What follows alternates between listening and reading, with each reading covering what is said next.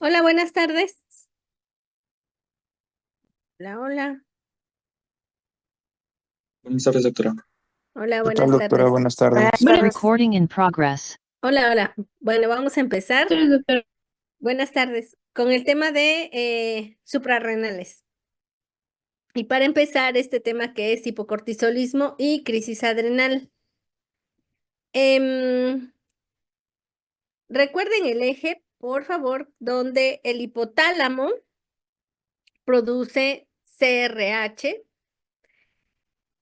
hormona liberadora de corticotropina, y esta corticotropina se va hacia la hipófisis anterior para producir ACTH. Esta ACTH a su vez viaja hacia la corteza suprarrenal para la producción de cortisol, y a su vez esto genera un feedback negativo avisándole tanto a la hipófisis como al hipotálamo de que no es necesario que se produzca más CRH ni ACTH. Entonces, de esta manera funciona el eje de hipotálamo hipófisis suprarrenal. A su vez, la corteza suprarrenal va a tener al receptor de ACTH, que tiene una coincidencia con el receptor de melanocortina. Entonces, cuando la ACTH actúa, también está el receptor de melanocortina tipo 2. Y en ocasiones, cuando la ACTH sube, también, y está actuando cada vez más en el receptor de ACTH, también podemos observar mayor acción del receptor de melanocortina.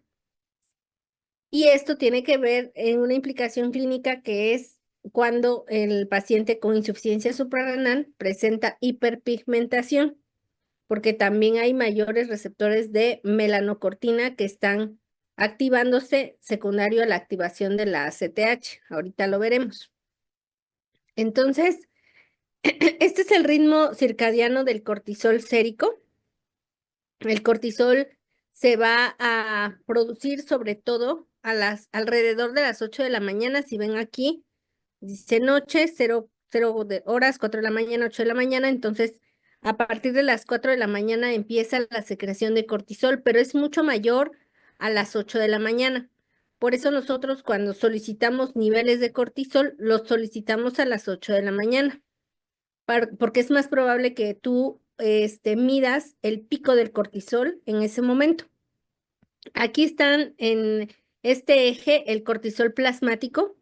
Vean, 4, 8, 12, 16 y 20. Lo normal va de 15 a 20. Arriba de 15, arriba de 20 son los niveles de cortisol normales. Después de las 8 de la mañana, los niveles de cortisol tienden a disminuir, bajan y otra vez vuelve a haber un pequeño pico alrededor de las 4 de la tarde, para después de eso caer, y vean cómo está el cortisol a las 12 de la noche, está súper bajito. Entonces, hay dos picos importantes, que es a las 8 de la mañana y a las 4 de la tarde. Esto lo aplicamos para el protocolo de estudio, que a veces se tiene que medir el cortisol vespertino para diagnosticar o descartar un síndrome de Cushing.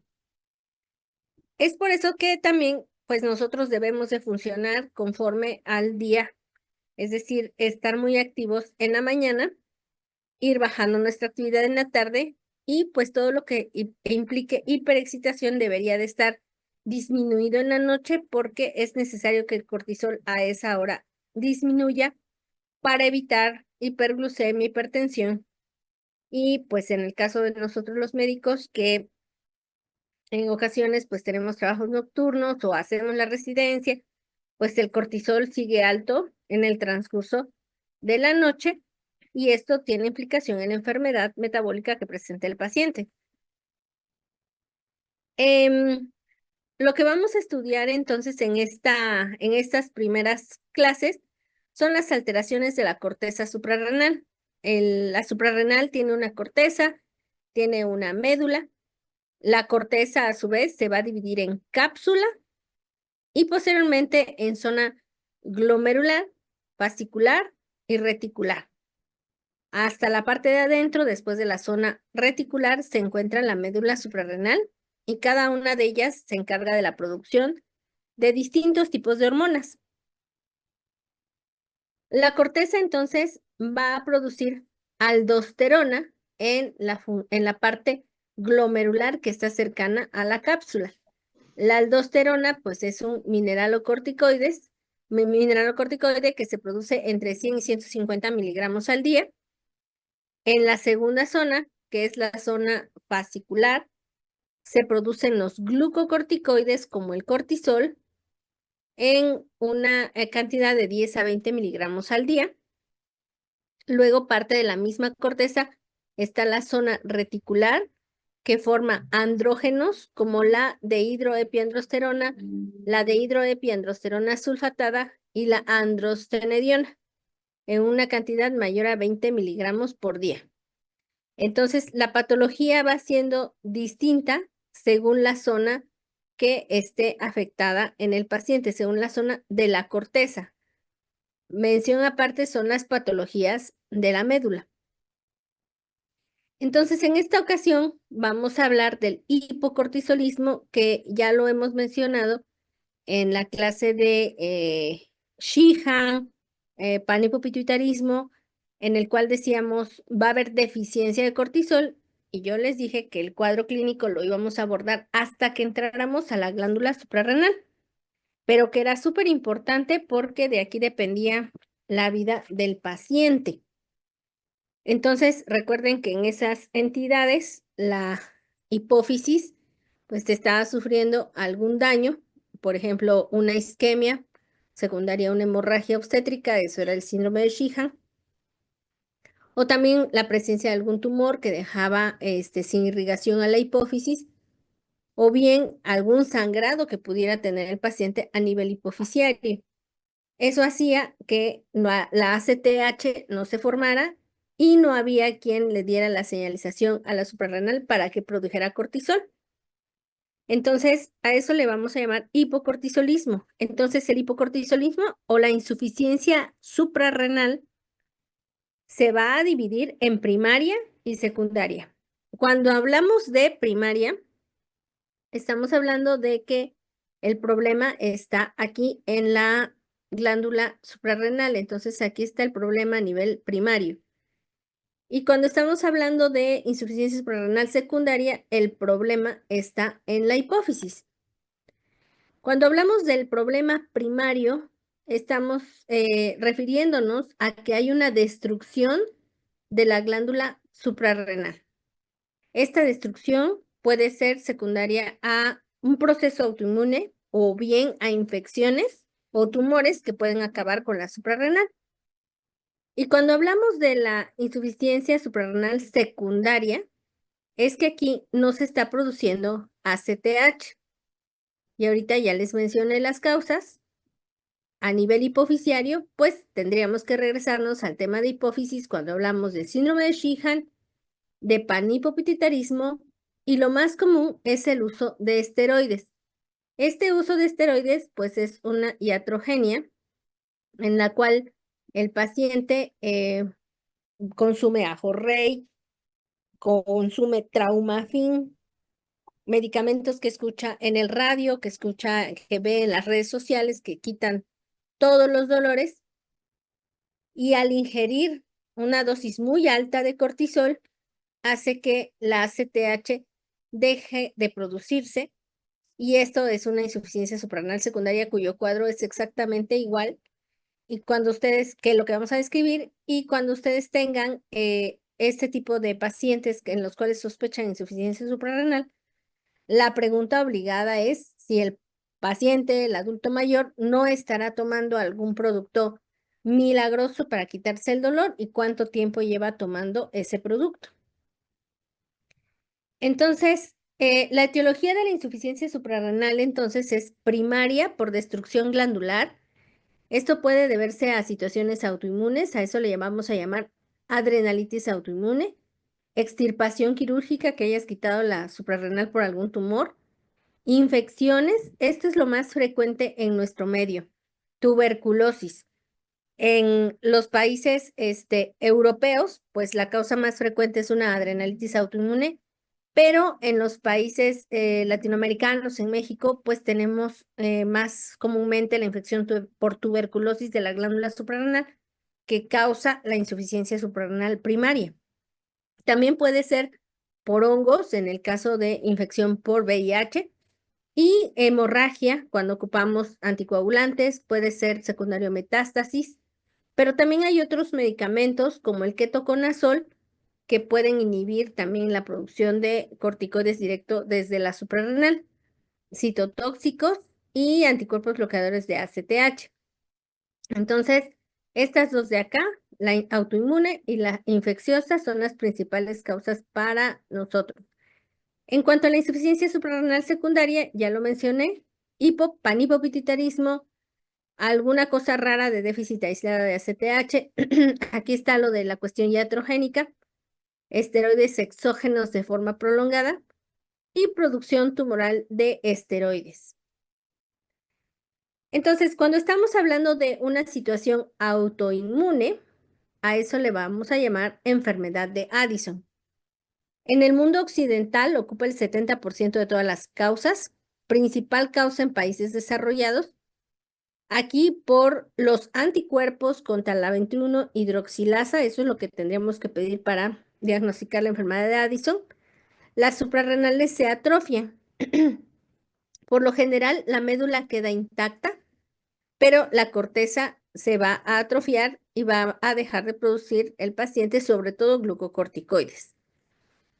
El 50% de los pacientes van a tener otra enfermedad autoinmune asociada, como lo es la enfermedad tiroidea. Y recuerden, aquí entra el síndrome poliglandular tipo 2. En la enfermedad de Addison, también, como les decía, puede ser secundario a infecciones.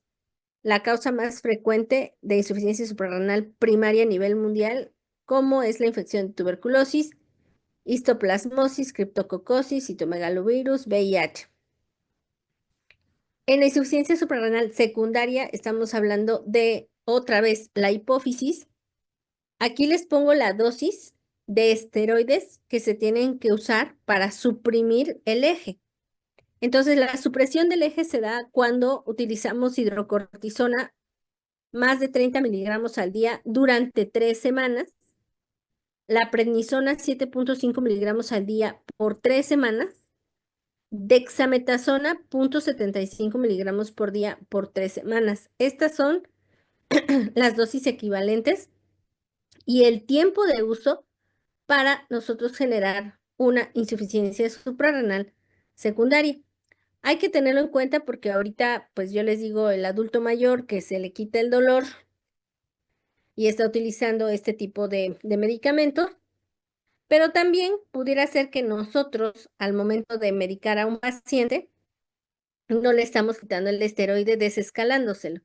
Entonces, el hecho de que nosotros estemos ocupando el tratamiento durante más de 3 semanas y de repente se lo quitamos, ¿por qué podríamos ocupar el esteroide? Pues por un asma, por una enfermedad autoinmune de cualquier tipo. Entonces, tenemos que desescalarlo de poco en poco y no tardarnos más de 3 semanas. Y si nos tardamos porque la enfermedad así lo requirió, entonces sí tendríamos que tener en cuenta esta situación para prevenirla, porque el paciente se puede poner muy grave. En esta tablita está la equivalencia de corticosteroides. Nuestro estándar va a ser la cortisona. 25 miliequivalentes de cortisona tienen una potencia glucocorticoide de 0.8, mineralocorticoide de 0.8 y una vida media de 8 a 12 horas. Para suprimir el eje, necesitamos de 20 a 32 miligramos por 3 semanas para la supresión del eje con este medicamento. Aquí está la hidrocortisona. Esta, vean la potencia glucocorticoide 1, mineralocorticoide de 1, igual 20 a 32 miligramos para suprimir el eje. Prednisona con 5 miligramos.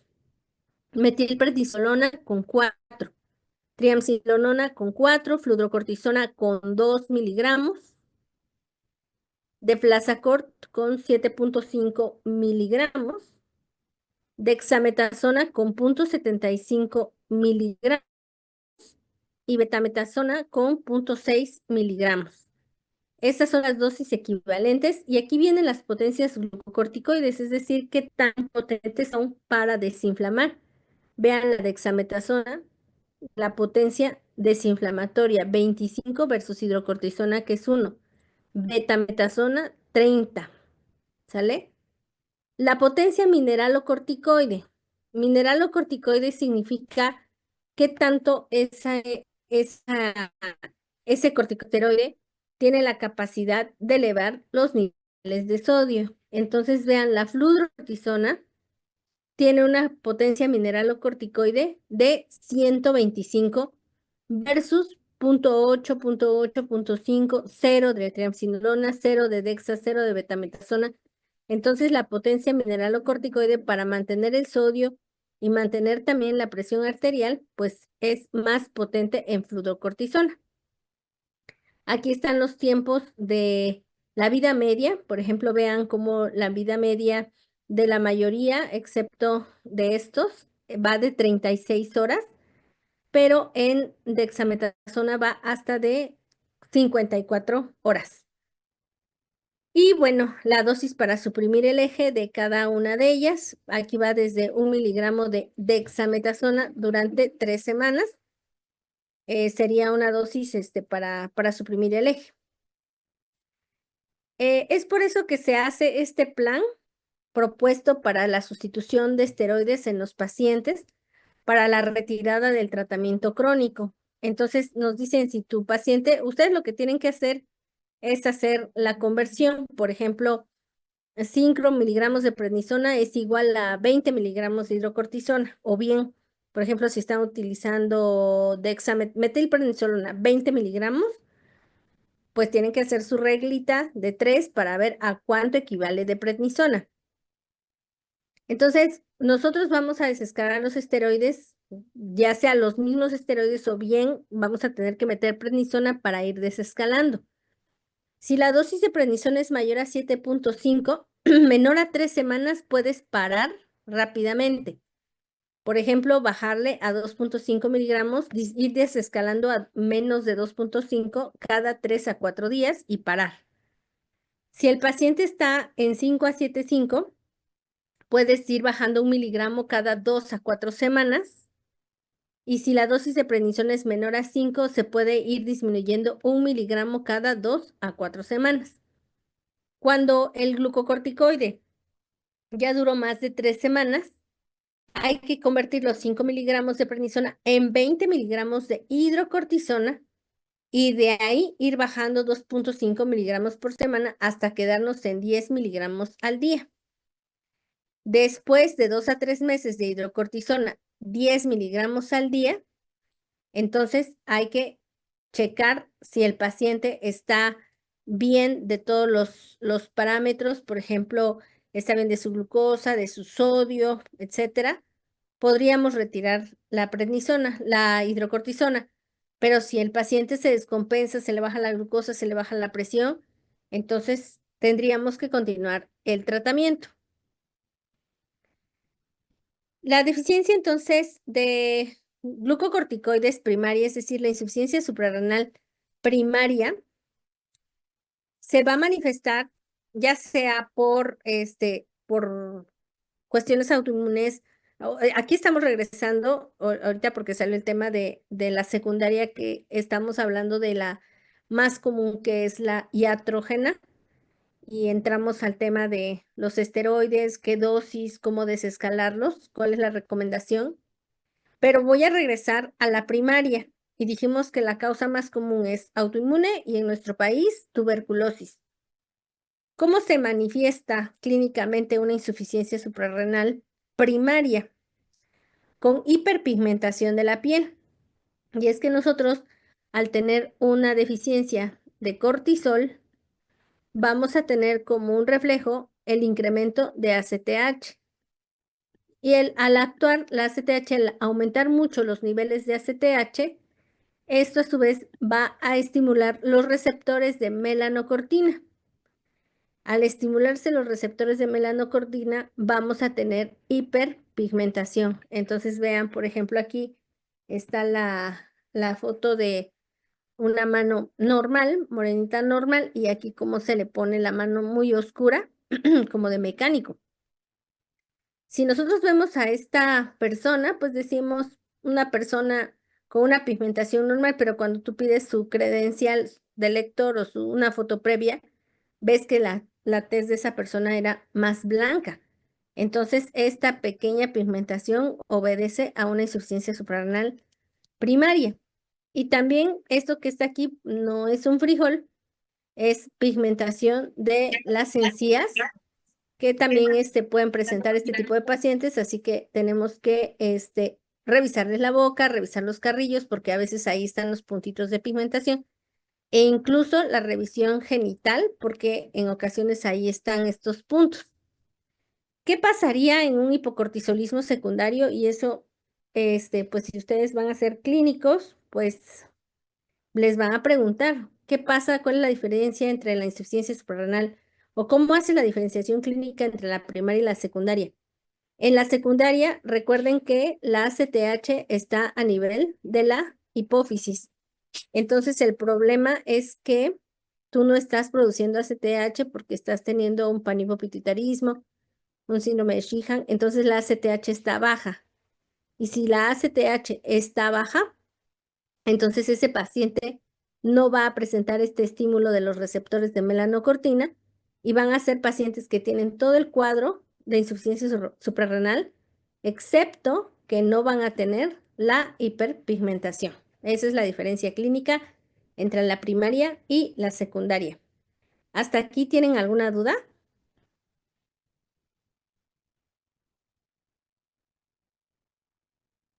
No, doctora. Ok, perfecto. Entonces, seguimos. Síntomas de insuficiencia suprarrenal, y esto lo vemos, cada vez lo vemos más frecuentemente a raíz de que en redes sociales, pues hay muchas farmacias naturistas que suben, que les dan la opción a los pacientes de tener acceso a este tipo de medicamentos sin prescripción, o pues que el paciente dice que lo consiguió en el mercado negro. También en las comunidades no falta la señorita de la farmacia que receta y leyó en el PLM que ese medicamento es buenísimo y lo empieza a recetar sin control y ya el paciente va y se automedica porque pues la señorita de farmacia dijo. Entonces, no es tan infrecuente ver insuficiencia suprarrenal secundaria o iatrógena. En este caso, los pacientes van a referir cuando en el momento en el que retiran el medicamento, van a referir fatiga, debilidad, cansancio. Anorexia son pacientes que dejan de comer, empiezan a bajar de peso. Los síntomas gastrointestinales les tienen que llamar la atención. Presentan náusea, vómito, diarrea, dolor abdominal. Estos síntomas gastrointestinales, pues, se pueden confundir con un abdomen agudo. Esta es una causa de abdomen agudo no quirúrgico. También pueden tener deseos por la sal, por comer sal, vértigo postural. Los pacientes refieren que se levantan de la silla y no pueden como agarrar el ritmo rápidamente, están como mareados. Y puede haber dolor muscular o de articulaciones cuando estamos quitando ya el esteroide. Si no lo quitamos, vamos a tener un Cushing, pero si lo quitamos el esteroide, vamos a presentar estos datos. Los signos van a ser pérdida de peso, súper característica, enflacan muchísimo, pero además se hiperpigmenta. Ya vimos que es en la insuficiencia suprarrenal primaria donde va a haber pigmentación y que en la secundaria no va a haber.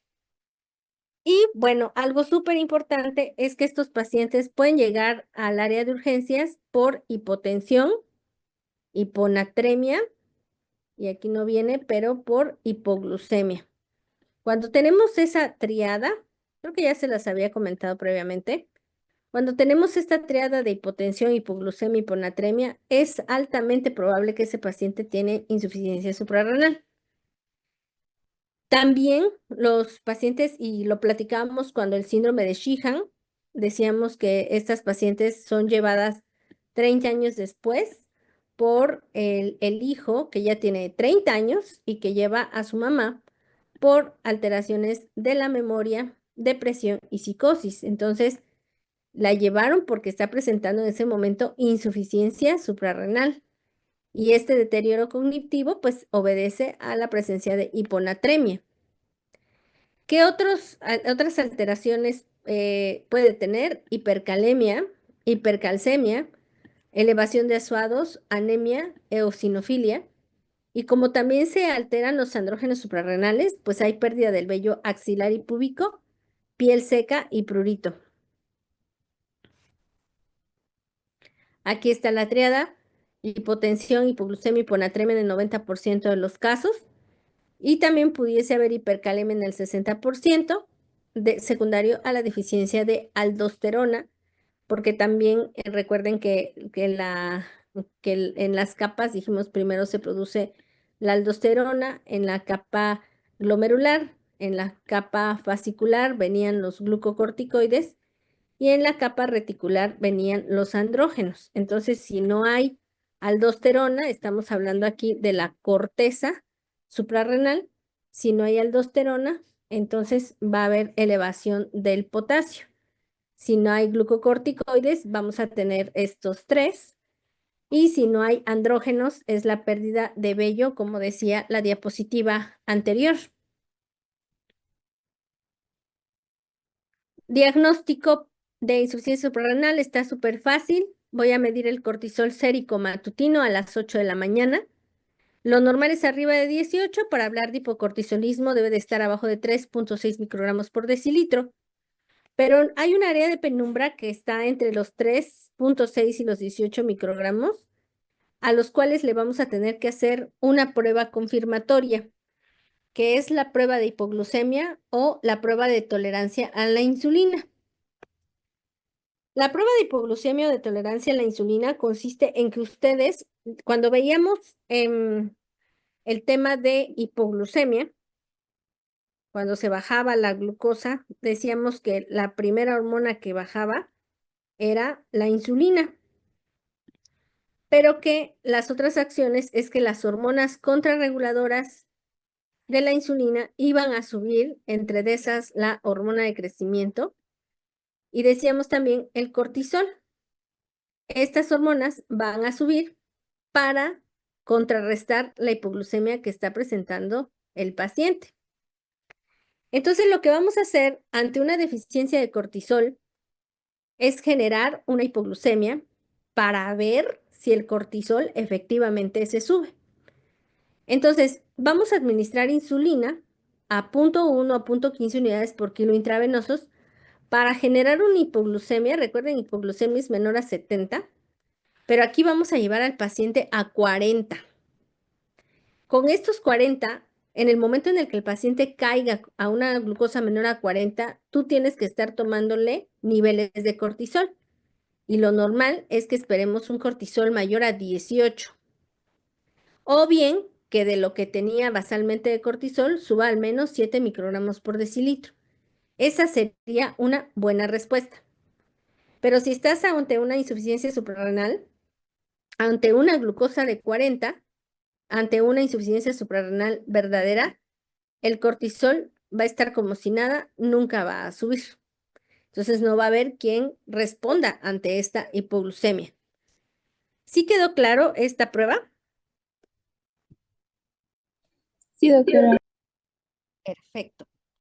Siempre cuando vamos avanzando en la carrera de medicina y nos enfrentamos a que nos empiezan a preguntar, a ver, ¿cuál es la prueba para diagnóstico de Cushing?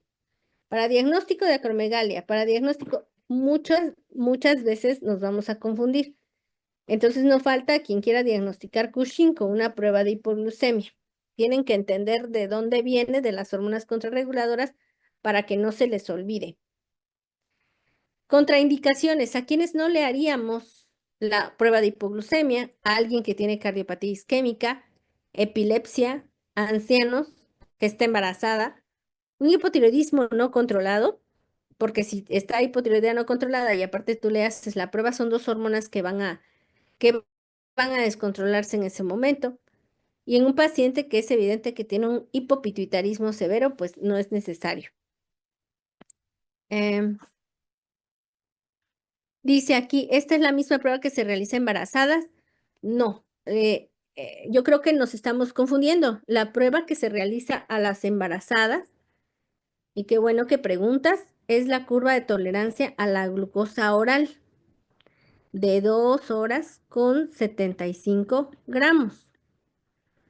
La curva de tolerancia consiste en que tú le tomas la glucosa, le checas la glucosa en la sangre, le sacas un tubo de sangre a la persona, a la embarazada, le das 75 gramos de glucosa que ya vienen en un frasco estandarizado y a las 2 horas le vuelves a checar la glucosa. Entonces, a las 2 horas, tú esperarías que esa glucosa esté normal. Entonces, esa es la curva de tolerancia a la glucosa. Esta no es con glucosa, esta es con insulina. Por eso aquí dice, a las embarazadas no le vas a hacer esto, porque imagínate, le bajas la glucosa a 40 a la embarazada, el bebé también va a estar en 40. Entonces es distinta la curva. Y también cuando vimos el tema de acromegalia, en acromegalia decíamos, voy a subirle la glucosa a mi paciente. La glucosa va a subir, aquí no, aquí es la glucosa va a bajar. Le voy a subir con esta glucosa, la glucosa a mi paciente, y voy a medir hormona de crecimiento. Y si la hormona de crecimiento está bien, como es una hormona contrarreguladora, con una glucosa alta, la hormona de crecimiento va a bajar. Pero como el paciente está enfermo, tiene un tumor que produce hormona de crecimiento, lo que vas a observar es que la hormona de crecimiento va a seguir alta a pesar de que tú hayas dado glucosa. Entonces, ven cómo les digo que nos confundimos. Entonces, tener claro, una cosa es la curva de tolerancia a la glucosa y otra cosa es la prueba de hipoglucemia o con insulina. ¿Sí quedó claro? ¿Alguien más que tenga alguna duda?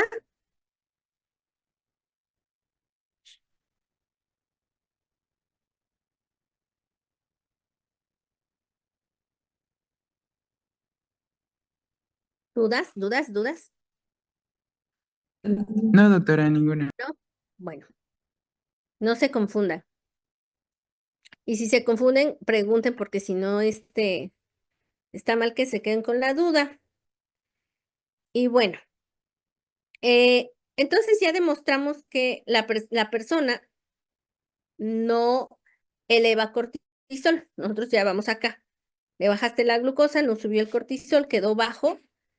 Y ahora sí demostraste que la persona necesita glucocorticoides. Esta prueba de hipoglucemia no la vamos a realizar si desde que hiciste tu primer cortisol salió abajo de 3.6, como dice aquí.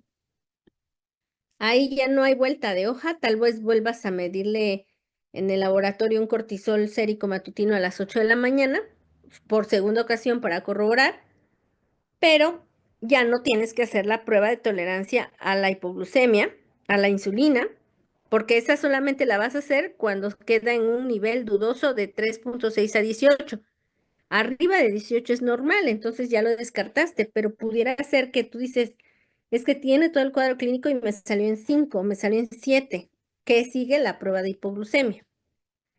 Entonces, si ya demostraste desde el cortisol basal o tuviste que hacer la prueba de hipoglucemia, ahora vas a reemplazar los glucocorticoides. ¿Qué le hace falta a esta persona? Glucocorticoide, ¿qué le vas a dar? Glucocorticoide. Lo que vas a tratar de hacer es imitar la secreción de cortisol diaria que va de 8 a 15 miligramos al día. ¿Cómo lo hacemos? Dando hidrocortisona de 10 a 20 miligramos al día. Pueden ser 10 en la mañana, 5 a mediodía y 5 en la noche.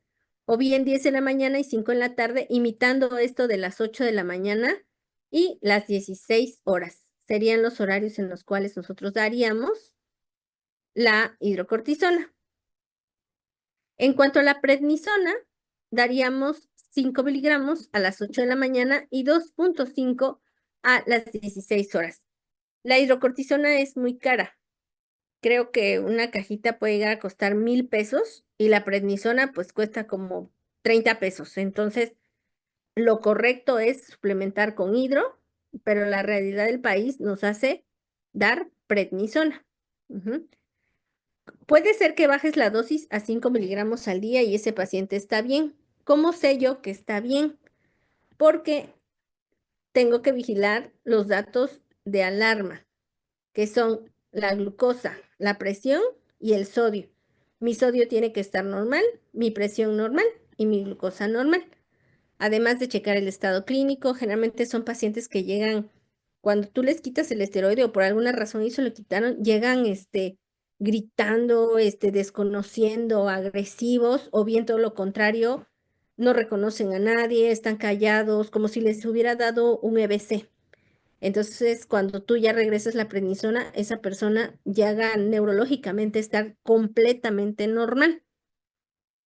También yo les contaba cuando vimos Shihan, que es la adulta mayor que a cada rato le están llevando al hospital porque se quiere desmayar, se le baja el azúcar, se le baja el sodio, que está allí en el hospital y de repente ya recupera, ¿no? El estado de conciencia porque le pasaron solución salina y pues esa salina mejoró el sodio, va para afuera y al rato otra vez regresa.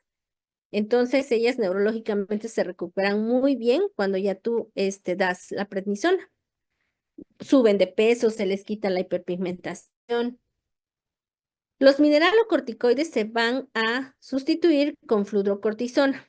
Hay pacientes que tuvieron este detalle de la falla de la aldosterona en la corteza y entonces ahí tienes que reemplazar con fludrocortisona porque, sobre todo si el sodio no llega a lo normal. Y acuérdense que es 125 veces más potente que la hidrocortisona para subir los niveles de sodio. Manejo del estrés en este tipo de pacientes. Cuando nosotros tenemos un periodo de estrés, por ejemplo, tembló, tengo un examen, nuestro cortisol está a todo lo que da. Pero estos pacientes no tienen la capacidad de elevar cortisol. Entonces, ante un episodio de enfermedad, no tienen cómo afrontar el problema. Así que lo que tenemos que hacer es incrementar la dosis 2 a 3 veces en caso de enfermedad. Generalmente lo hacemos 2. ¿Qué quiere decir? Que nosotros le decimos al paciente, por ejemplo, si está tomando 5 miligramos al día, le vas a decir que cuando tenga una enfermedad, gripa, diarrea, COVID, dengue, pues tiene que subir la dosis a 10 miligramos. Pero si la enfermedad dura más de 3 días o existe vómito o bien está grave el paciente, tenemos que pasar a hidrocortisona IV.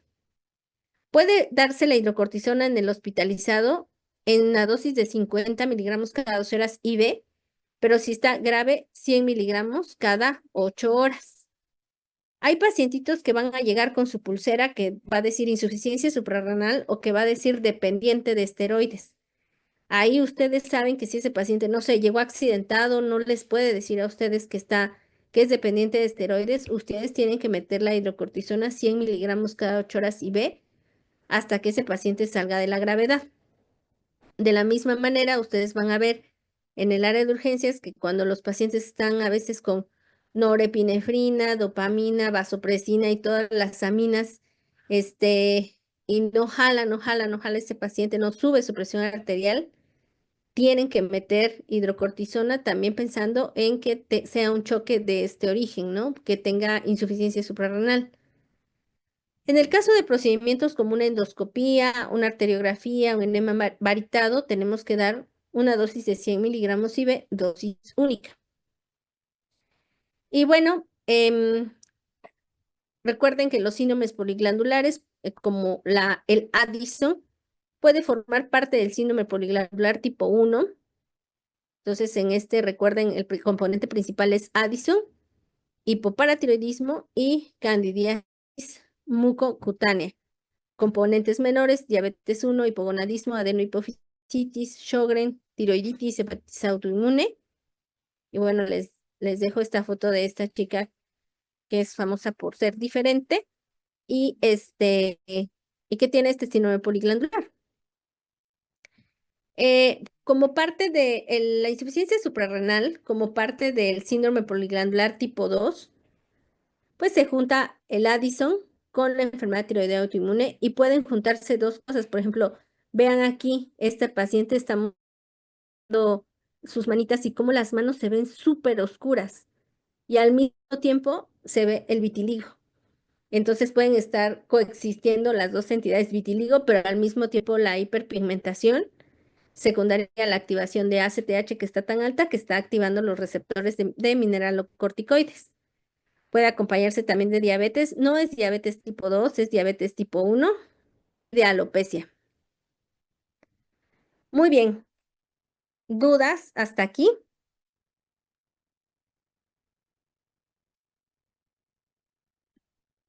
Ninguna, doctora. Perfecto. Entonces, espérenme tantito.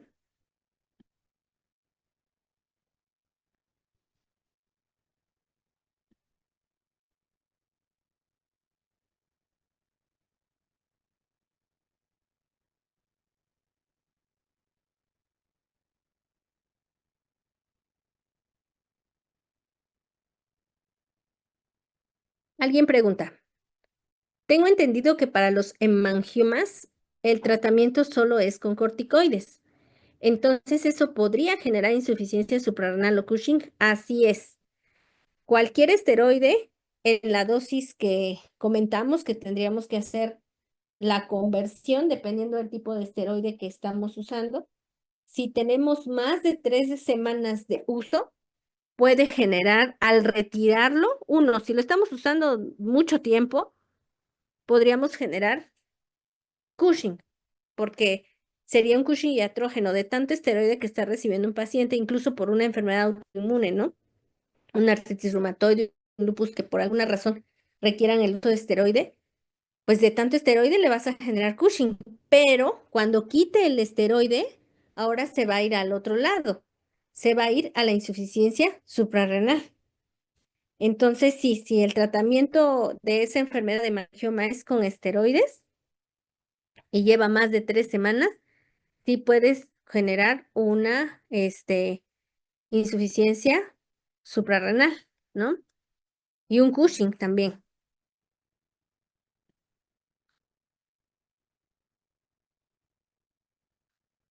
Ok. Cualquier cosa, me pueden mandar mensaje al chat, como le están haciendo sus compañeritas.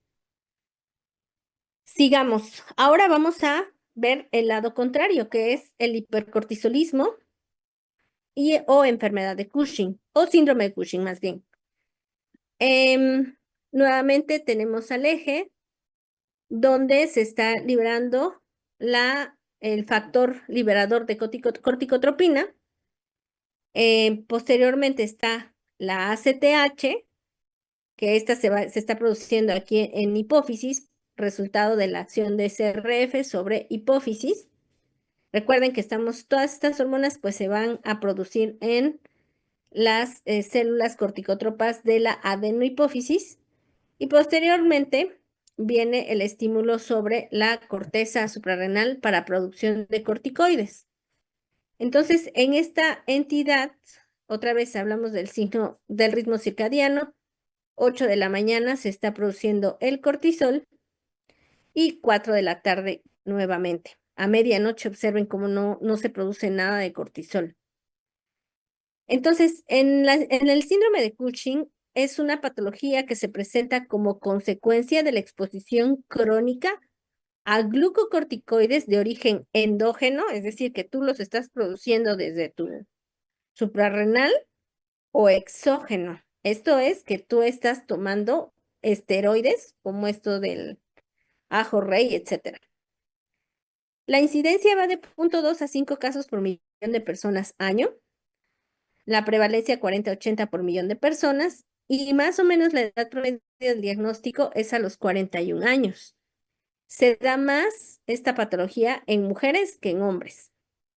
Entonces, el síndrome de Cushing puede ser exógeno o endógeno. Es súper obligatorio que cada que tienen ustedes un Cushing o una insuficiencia suprarrenal, a fuercitas tenemos que preguntar si no está tomando un suplemento, no se está embarrando alguna crema, incluso estas cremitas para las hemorroides también pudieran generar Cushing, insuficiencia suprarrenal al tiro. Obligatorio, y eso es la causa más común. Si no se está poniendo nada, entonces pensar en que sea endógeno. Y el endógeno se va a dividir en ACTH dependiente o ACTH independiente, donde se produce la ACTH. La ACTH se produce en hipófisis. Entonces, si tú estás escuchando que la ACTH es dependiente, pues ya te está diciendo automáticamente el algoritmo que hay un adenoma hipofisiario. Y a ese adenoma hipofisiario le vamos a llamar enfermedad de Cushing.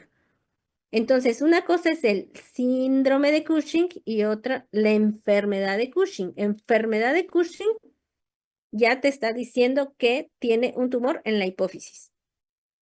Pero la CTH se puede estar formando en un tumor ectópico como parte de un tumor neuroendocrino o cáncer de pulmón.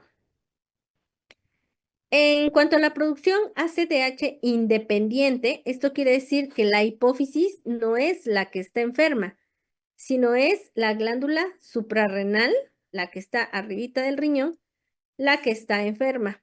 Entonces, a eso le vamos a llamar ACTH independiente. Y aquí vamos a hablar de un tumor adrenal que puede ser unilateral o bilateral. Permítanme.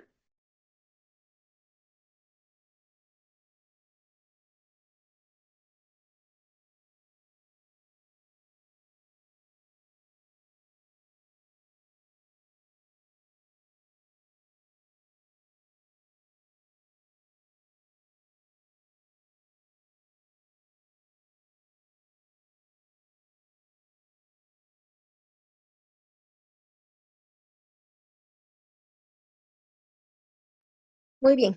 Entonces, puede ser un tumor adrenal unilateral o bilateral, y si es benigno es un adenoma, y si es maligno es un carcinoma. Este es el cuadro clínico del síndrome de Cushing. En el síndrome de Cushing vamos a encontrar adelgazado el cabello, existirá plétora facial, a esto le llamamos cara de luna llena. Puede haber atrofia cerebral, alteraciones en cuanto a la capacidad intelectual, emocional también.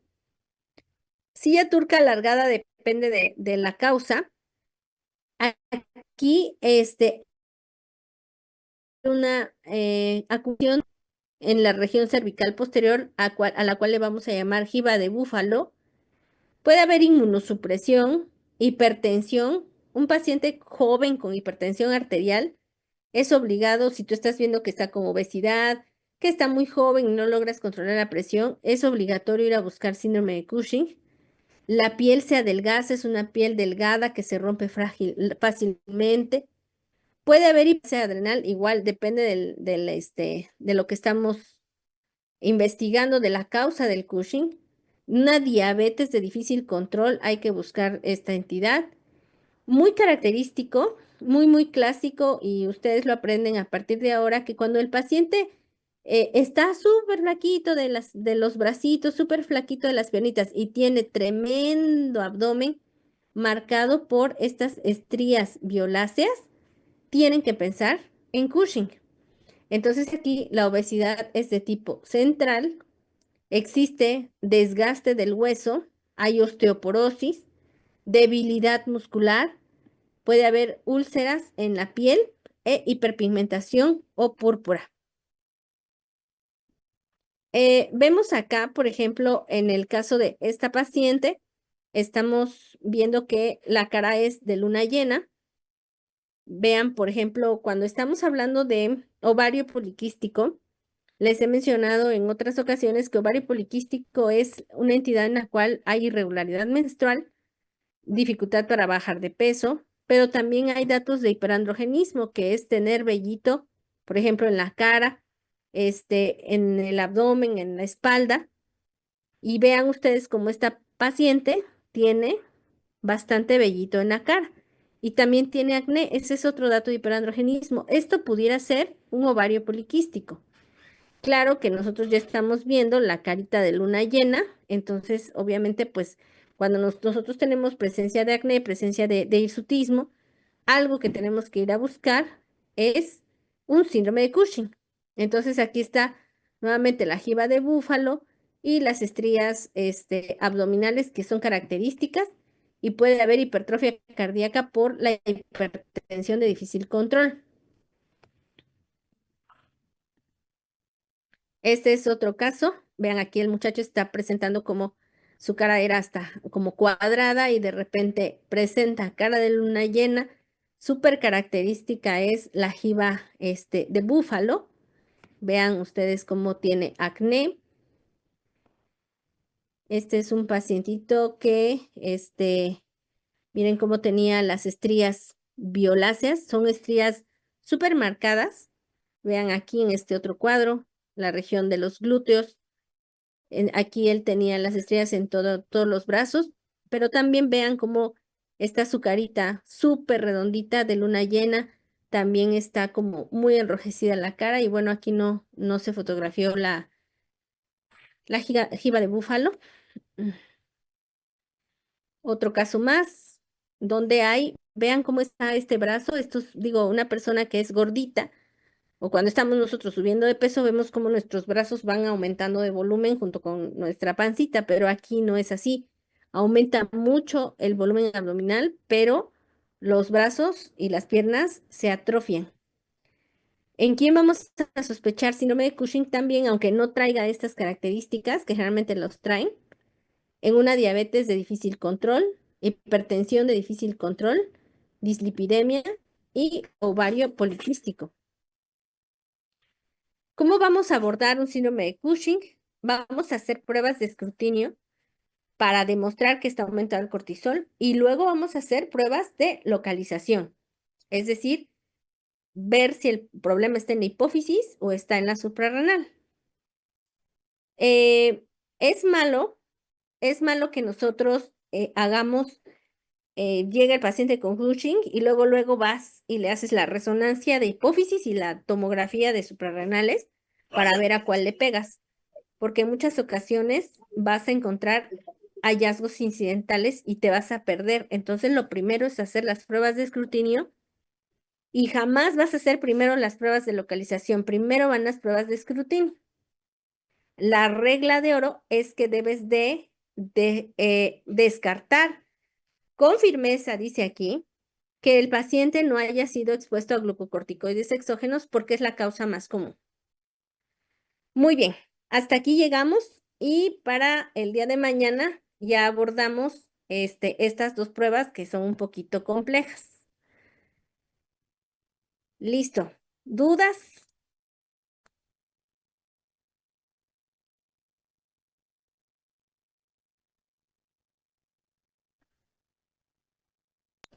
Todo bien, Todo doctor. claro, doctora. Bueno, perfecto.